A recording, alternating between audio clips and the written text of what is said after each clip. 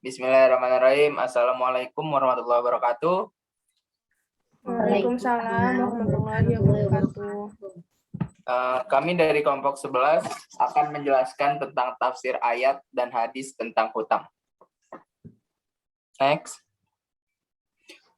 Berikut nama-nama dari anggota kelompok 11. Yang pertama ada Mutia Rani Wijaya. Yang kedua ada Hanifah Safaat Cahya. Yang ketiga ada Meliana Damarsasi. Yang keempat ada saya sendiri, Muhammad Zidni Nilman. Nah, berikut pembahasan yang akan kelompok kami terangkan. Yang pertama ada pengertian dari hutang. Yang kedua rukun dan syarat hutang. Yang ketiga tafsir ayat mengenai hutang. Dan yang terakhir hadis mengenai hutang. Pembahasan pertama akan dijelaskan oleh Saudari Mutia. Dan tempat dan waktu silakan. Baik, di sini saya akan menjelaskan apa itu pengertian hutang.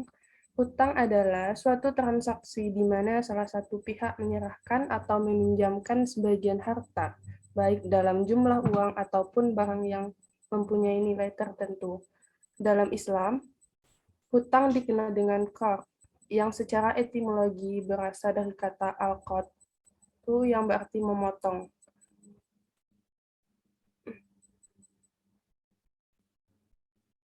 Di sini ada rukun hutang. Yang pertama yaitu ijab kabul hutang piutang. Yang kedua penulisan surat perjanjian. Yang ketiga adanya saksi. Dan keempat pihak-pihak yang terlibat. Yang kelima yaitu keterangan jumlah harta yang dipinjamkan. Sedangkan syarat-syarat hutang yaitu berakal, baligh, ijab kabul yang jelas. Selanjutnya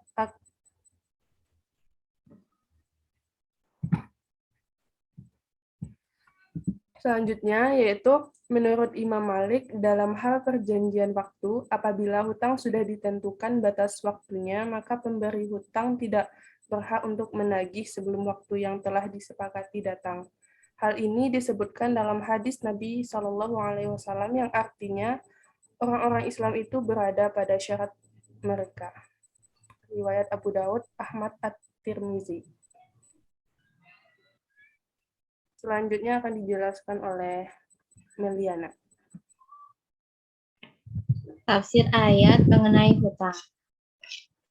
Ayat-ayat mengenai hutang ada Quran surat Al-Baqarah ayat 280 yang artinya, dan jika orang berhutang itu dalam kesulitan, maka berilah tenggang waktu sampai dia memperoleh kelapangan. Dan jika kamu menyedekahkan, itu lebih baik bagimu, jika kamu mengetahui. Dengan tafsir ayat sebagai berikut. Dan jika orang yang berhutang itu dalam kesulitan untuk melunasi atau bila dia membayar utangnya akan terjerumus dalam kesulitan, maka berilah dia tenggang waktu untuk melunasinya sampai dia memperoleh kelapangan. Jangan menagihnya jika kamu tahu dia dalam kesulitan, apalagi dengan memaksanya untuk membayar. Dan jika kamu menyedekahkan sebagian atau seluruh utang tersebut, itu lebih baik bagimu.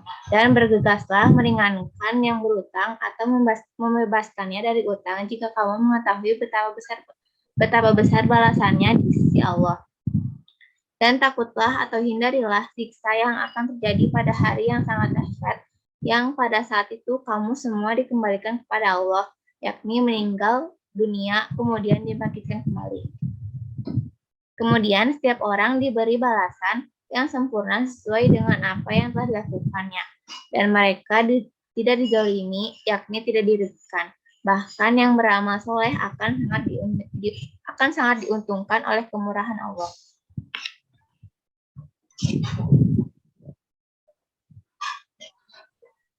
Penjelasannya, jika orang berutang itu dalam kesulitan untuk melunasinya, maka berilah dia tenggang waktu untuk melunasinya sampai dia memperoleh kelapangan. Dan jika kamu menyedekahkan sebagian atau seluruh utang tersebut, itu lebih baik.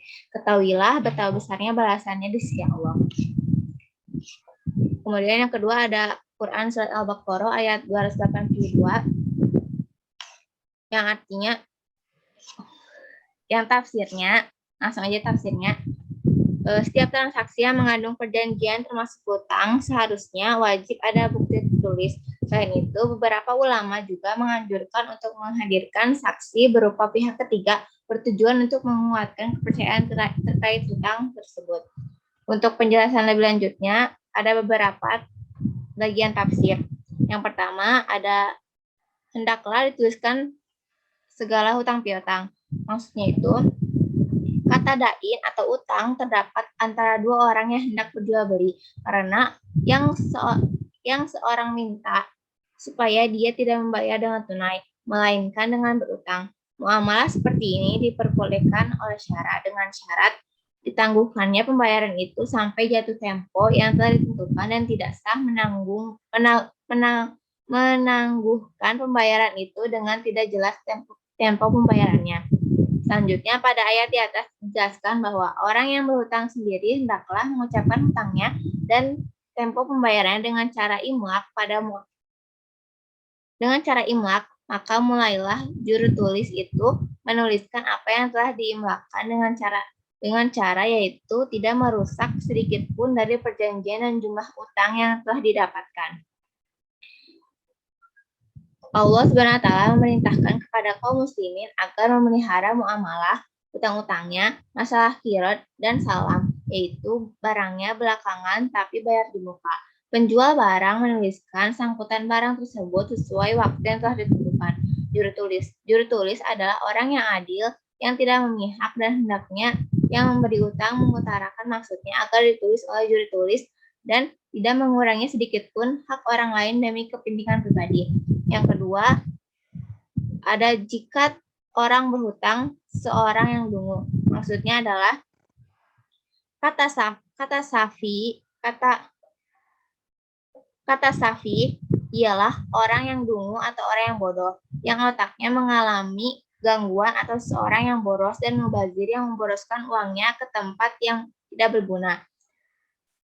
Maksud dari orang sogif ialah orang yang sudah terlalu tua atau anak-anak yang belum balik. Dalam keadaan itu, wali mereka itulah yang bertindak mengimlakkan akad, maka apabila tidak ada yaitu maka dengan cara hukum. Yang ketiga, dua orang saksi dalam hutang piutang. Maksudnya, ayat ini menerangkan bahwa orang yang hendak mengadakan utang piutang hendaklah mengharapkan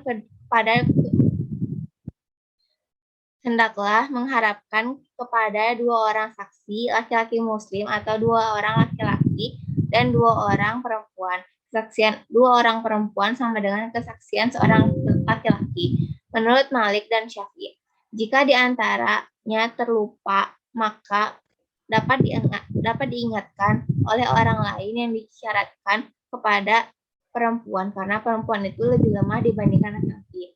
Yang keempat ada saksi janganlah enggan.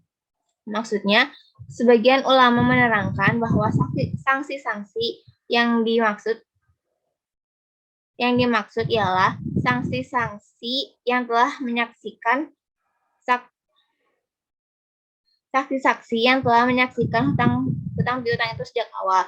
Jika seseorang diminta akan menyaksikan suatu hal, maka janganlah mereka merasa enggan untuk menjadi saksi.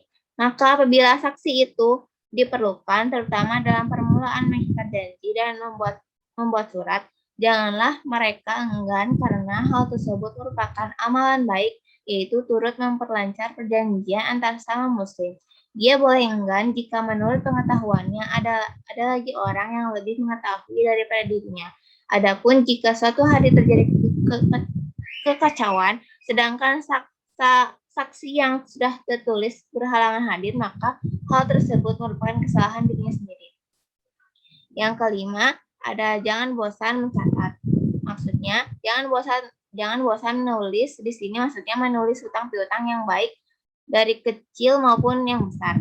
Ditulis pula jumlah dan tempo pembayarannya. Itulah yang lebih adil karena jika terjadi perselisihan, maka kesaksian yang tertulis itu dapat membantu menjelaskan kebenaran. Ayat ini merupakan dalil yang menunjukkan bahwa tulisan merupakan bukti yang dapat diterima apabila sudah memenuhi syarat dan penulisan ini wajib untuk segala urusan baik kecil maupun besar. Yang terakhir ada juru tulis janganlah merugikan.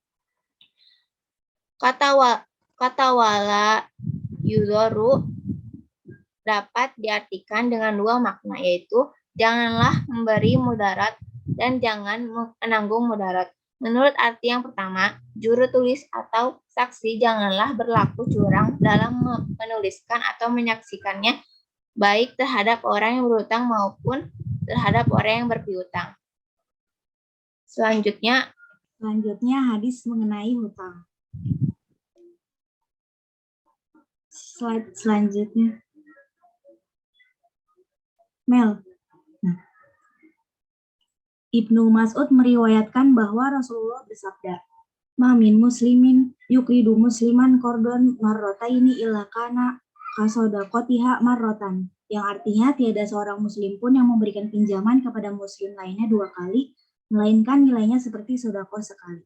Dari hadis ini kita bisa pahami bahwa pahala sedekah lebih besar daripada pahala mengutangkan. Hal tersebut masuk akal karena orang yang menyedekahkan hartanya pada umumnya itu tidak mengharapkan pengembalian. Sedangkan orang yang mengutangkan tentu berharap harta yang diutangkannya itu akan dikembalikan di kemudian hari. Hadis selanjutnya.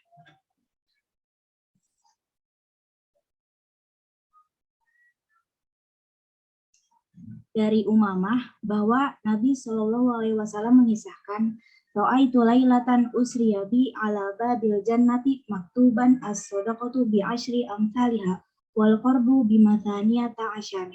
Faqultu ya Jibril, ma balul qardi afdalu minas sadaqah?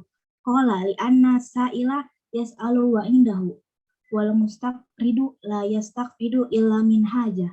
Yang artinya, aku melihat ketika sedang melaksanakan Isra pada pintu surga tertulis sedekah itu pahalanya 10 hasanah, sedangkan memberi hutangan pahalanya 18 hasanah. Maka saya berkata kepada Jibril, "Kenapa memberi hutangan lebih utama daripada sedekah?" Maka Jibril menjawab, "Karena biasanya orang yang minta-minta itu dia masih mempunyai sesuatu untuk menutupi kebutuhannya. Adapun orang yang berhutang, dia tidak berhutang kecuali karena sangat membutuhkannya."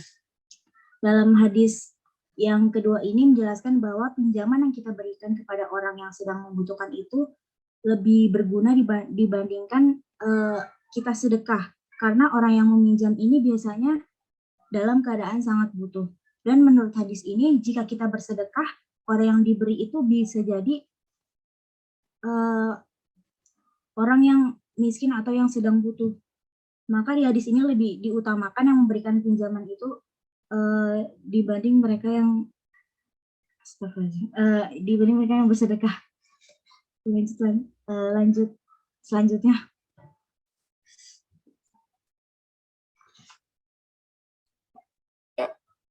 Sebentar. Berikutnya, Bismillahirrahmanirrahim. Man faraqarruhul jasada wa huwa bari'um min thalathin dakhalal jannah minal kibri wal ghululi wad dain.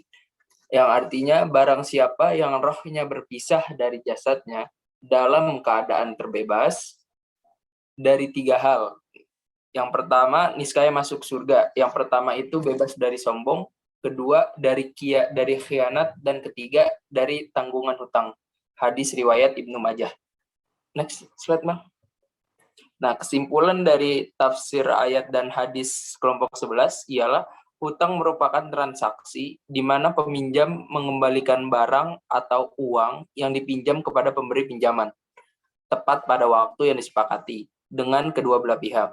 Maka disarankan agar saling mencatat agar tidak terjadi kesalahpahaman, bahkan pertikaian yang serius. Dalam Islam, jika berhutang, maka bayarkanlah hutang tersebut secepatnya agar tidak menghalangi proses kematian. Jadi kesimpulannya dengan secara nggak langsung, dengan secara gampangnya itu bahwa ketika kita berhutang kepada orang, keduanya harus punya bukti atau misalkan saksi yang bahwa menunjukkan orang ini berhutang atau orang ini diutangkan. Supaya nggak jadi kesalahpahaman yang bisa menyebabkan mudarat lainnya lah, seperti berantem atau pertikaian lain, bahkan pembunuhan gitu. Dan juga utang itu wajib dibayarkan sebisa mungkin sebelum kematian, atau misalkan ketika orang yang berhutang sudah meninggal bisa diwakilkan atau misalkan dibayarkan utangnya oleh kerabat, saudara, dan orang yang dia kenal supaya tidak menghalangi proses secara kematian. Sekian dari kelompok 11, kurang lebihnya mohon maaf. Bila ada tutur kata dari para penyampai materi maupun saya pribadi, billahi taufiq wal hidayah. Assalamualaikum warahmatullahi wabarakatuh. Waalaikumsalam warahmatullahi wabarakatuh.